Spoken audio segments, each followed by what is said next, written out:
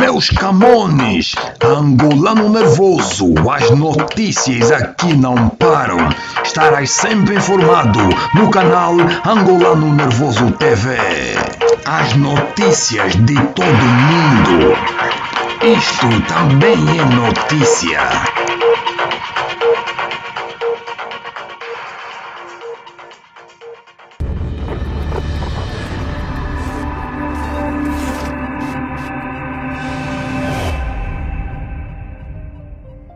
Boa noite. Há 4 anos que as autoridades portuguesas já tinham denúncias sobre a origem duvidosa da fortuna de Isabel dos Santos, mas nada foi feito.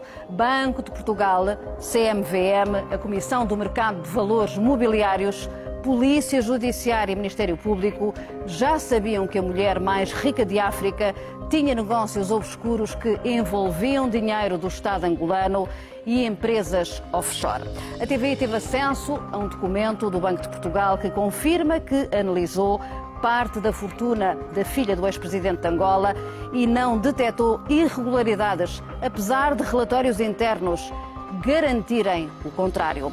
A investigação da TVI teve acesso a um esquema de contratos e faturas entre o governo angolano e uma empresa fachada offshore de Isabel dos Santos e do marido, que arrecadou vários milhões diretamente dos cofres do Estado.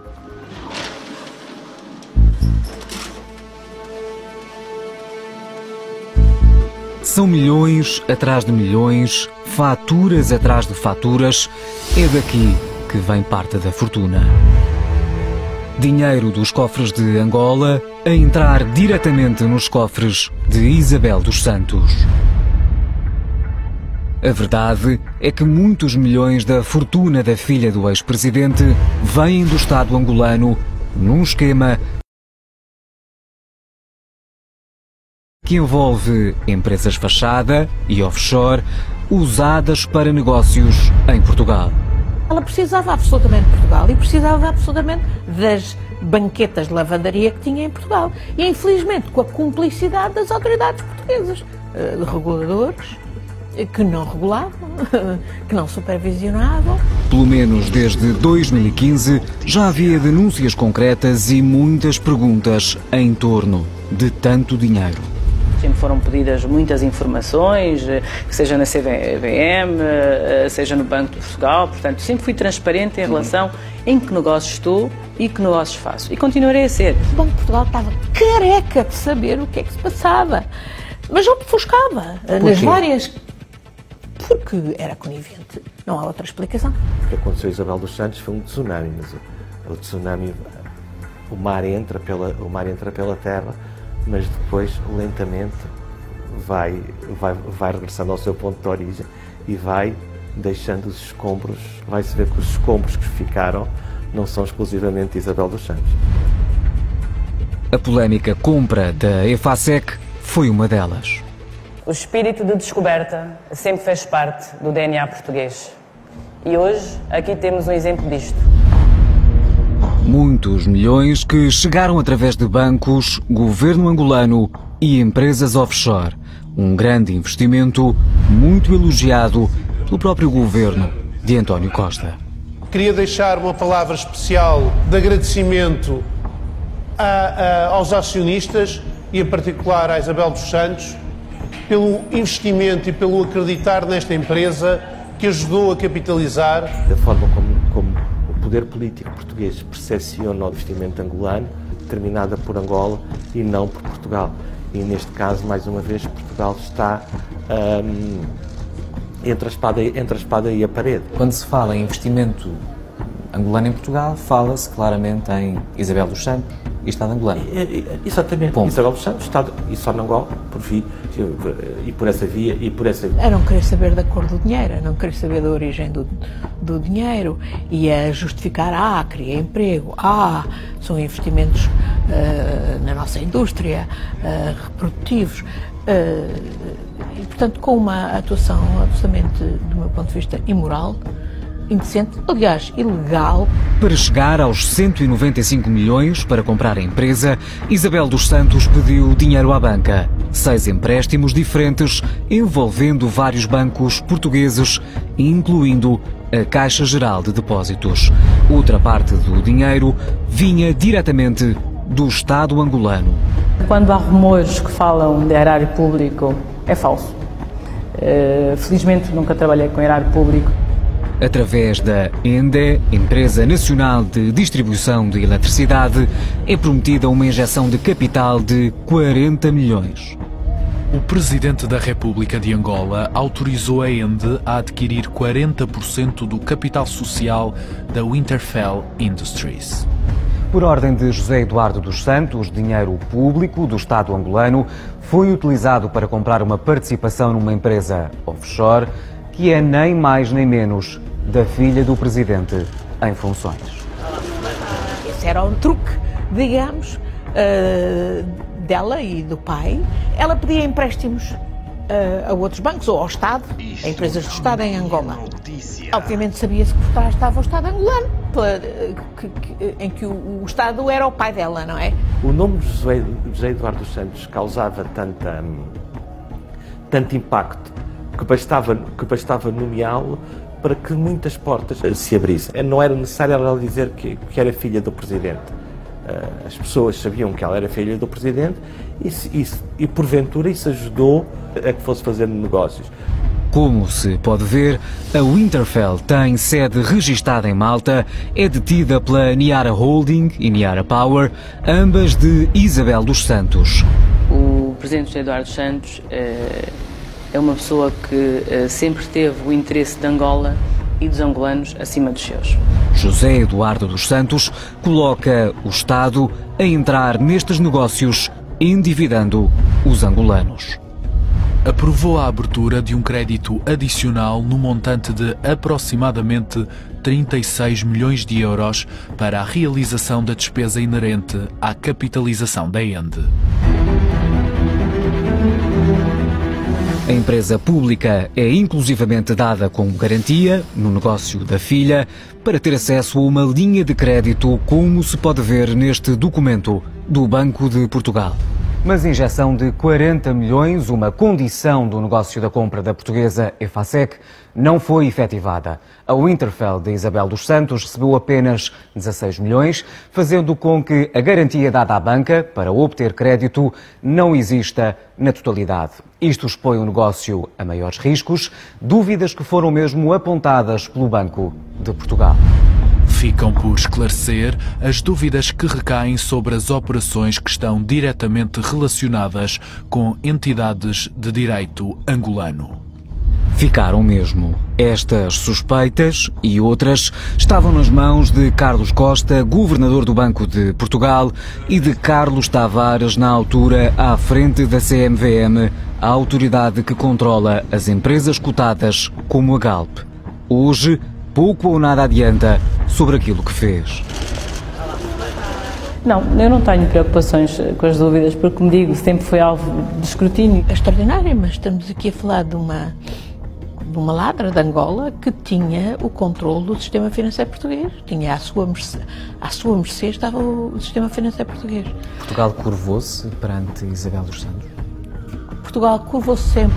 Havia denúncias há praticamente 5 anos, ainda assim Isabel dos Santos continuou a fazer negócios em Portugal.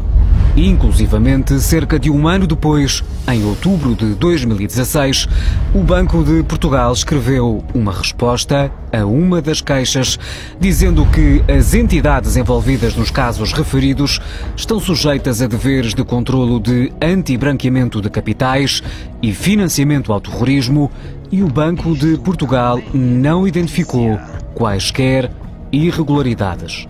Nesta carta a que a TVI teve acesso, o Banco de Portugal garante que cumpriu os deveres legais e mais. O tipo de informação pedida permite ao Banco de Portugal verificar com um razoável grau de certeza a origem dos fundos usados na aquisição. O Banco de Portugal recolhe informação que inclui a fonte dos fundos usados neste propósito, bem como as fontes e canais utilizados para transferir os fundos. O governador do Banco de Portugal não respondeu ao pedido da TVI para uma entrevista. Limitou-se a dizer por escrito que reencaminhou para a Polícia Judiciária e para o Ministério Público suspeitas a envolver o dinheiro de Isabel dos Santos no Banco BIC. E detalha imensas operações que envolvem a senhora Isabel dos Santos, o marido, a mãe, o sócio dela no banco, o Fernando Teles, altamente comprovadoras daquilo que eu disse que era verdade, lavavam dinheiro, era uma lavandaria. Vejamos, por exemplo, Fernando Teles, sócio de Isabel dos Santos no BIC, recebia através do banco montantes elevados, habitualmente na ordem dos milhões. No período de 6 meses, recebeu transferências no valor de 26 milhões de dólares. Era assim também com o marido. A DG Euroatlantic, detida a 100% por Sindica do Colo, cônjuge da principal acionista do Banco BIC, no período de 2 meses recebeu cerca de 14 milhões de euros. Depois de tudo isto, em 2016, a conclusão do Banco de Portugal é diferente. Não detecta irregularidades na origem do dinheiro utilizado em negócios em Portugal. Perguntámos por escrito como justifica Carlos Costa esta mudança. Ficámos sem resposta. Há respostas que até são contraditórias com a verdade, mentirosas. Entre um ano e outro, como é que se justifica esta diferença? Bom, é falso. Carlos Costa é governador do Banco de Portugal há quase 10 anos, tem sido reconduzido e mantido em funções pelo poder político português. O governador de Portugal há muito que se devia ter demitido. Mas as dúvidas chegaram também à Comissão Europeia, como se pode ver nesta carta. Dada a gravidade das suas alegações, chamamos a atenção às autoridades portuguesas. Ainda assim, a filha do então presidente de Angola teve sempre bandeira verde. Só agora, o Banco de Portugal decidiu tomar posição, afastar Isabel dos Santos do Europic e ponderar uma reavaliação da idoneidade da empresária. O Ministério Público vai, agora, investigar suspeitas de branqueamento de capitais relacionadas com transferências avultadas por ordem da empresária a partir de contas sediadas em Portugal. Parte do dinheiro de Isabel dos Santos vem de esquemas de empresas fachada e offshore e de negócios milionários com o Estado. Neste contrato a que a TVI teve acesso, é perceptível o esquema. O Ministério das Finanças contrata uma empresa chamada Wise para efetuar consultoria da reestruturação da Sonangol. Ora, esta empresa, a Wise, aparece nos documentos confidenciais do projeto em setembro de 2015 como sénior. Foi criada meses antes, em novembro de 2014, um curto período de tempo para somar experiência que saiu cara. Os serviços prestados neste contrato entre o Estado angolano e a Wise custaram 8,5 milhões de euros. Ora, a Wise, como se pode ver num outro documento, é uma empresa fachada, offshore, sediada em Malta, cujos donos são Isabel dos Santos e o marido. Nas faturas a que a TVI teve acesso são pagas quantias exorbitantes de uma só vez 4,5 milhões de euros. Mas há mais.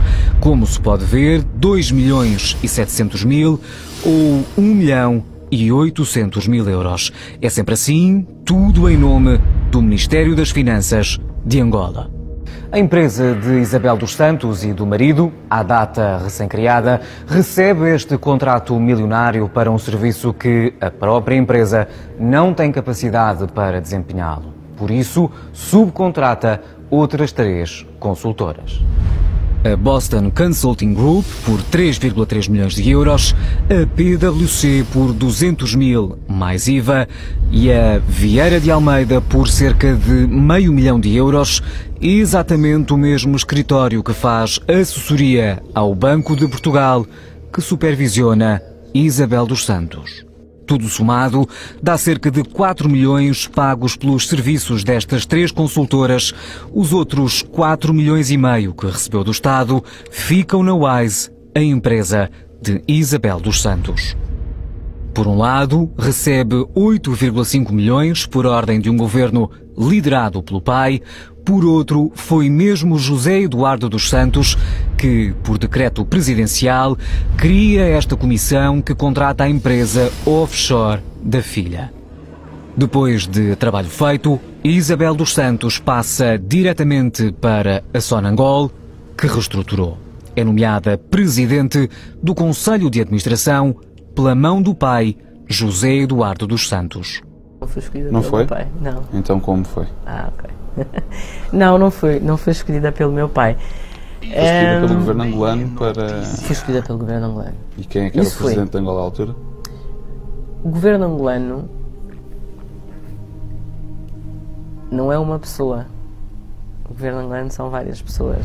A própria Sonangol tem faturas passadas à mesma empresa fachada de Isabel dos Santos, a Wise, como se pode ver, num total de quase 1 milhão de euros entre 2016 e 2017.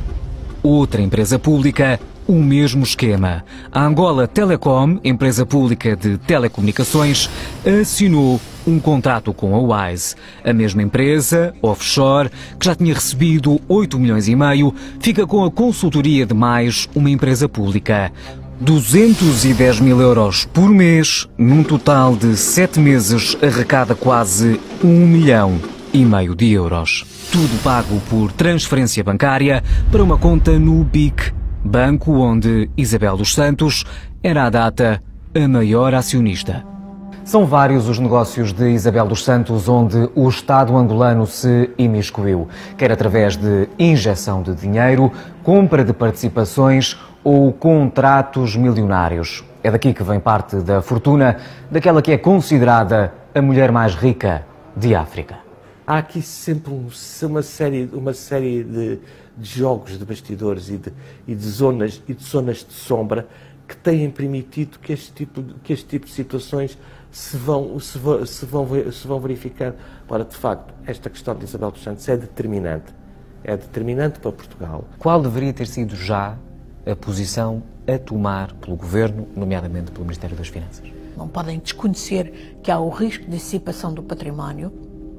Deviam imediatamente pedir aos tribunais portugueses, naturalmente, que terá que ser uma decisão judicial, uma medida cautelar de congelamento dos bens da senhora Dona Isabel dos Santos. Fazia sentido para a própria salvação das nossas empresas, de empresas que operam aqui, a Galp, a nós, a própria FASEC e o Banco Eurobic. Face ao que já se sabe, do meu ponto de vista, é essencial que o governo português atue.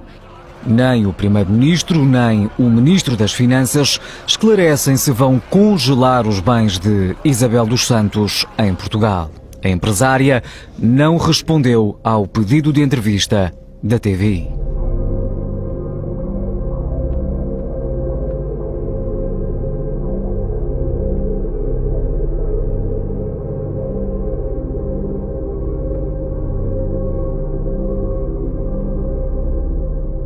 E hoje ficamos por aqui. Eu volto já depois de amanhã, terça-feira, com mais 2 investigações que não pode perder. Boa noite.